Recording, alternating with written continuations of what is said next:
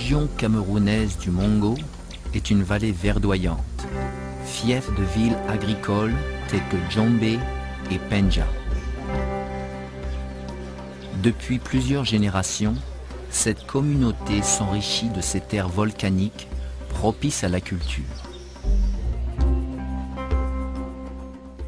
Récemment, la population est devenue dommage collatéral de cette bataille historique pour le marché européen de la banane.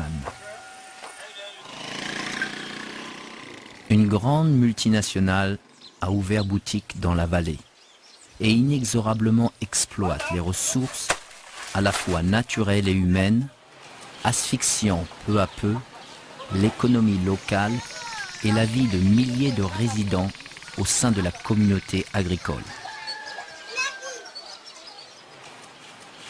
C'est scandaleux, parce que des gens, des étrangers viennent s'implanter, exproprient les riverains de leurs terres, se font beaucoup de fortune, exportent en Europe, alors que les riverains, même ici, meurent dans la pauvreté, ne peuvent pas se soigner, ne peuvent pas bien se nourrir, ne peuvent pas bien se loger. Mais c'est un scandale. Nos pauvres enfants sont à la maison, on souffre, on n'arrive pas à les payer leur pension. Ils sont là, ils chôment au quartier. C'est un conglomérat qui est en train de tuer la jeunesse du Mungo, puisque en principe, c'est la seule société qui est actuellement présente dans le Mungo. Peut-être elle utilise, elle emploie beaucoup de jeunes, mais les jeunes ne profitent pas suffisamment de la PHP. Ces gens, ils s'enrichissent sur le dos, sur le sang même des ouvriers, la sueur.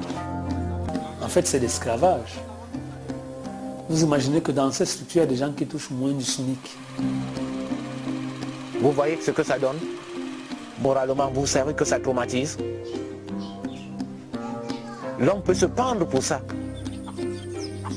Les gens souffrent. Et pourtant, c'est une zone où vraiment on était à l'abri de la famine. Mais à la nuit où les choses vont, ce n'est plus facile de se nourrir en Djombe. Ça fait mal. Le contraste est saisissant. Parce qu'en fait, ces exploitations bananières se trouvent dans les zones les plus fertiles du Cameroun.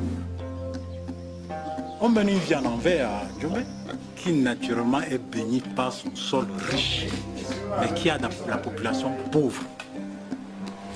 Et Djombe était l'endroit où tous les revendeurs de Douala, de Yaoundé venaient s'approvisionner ici.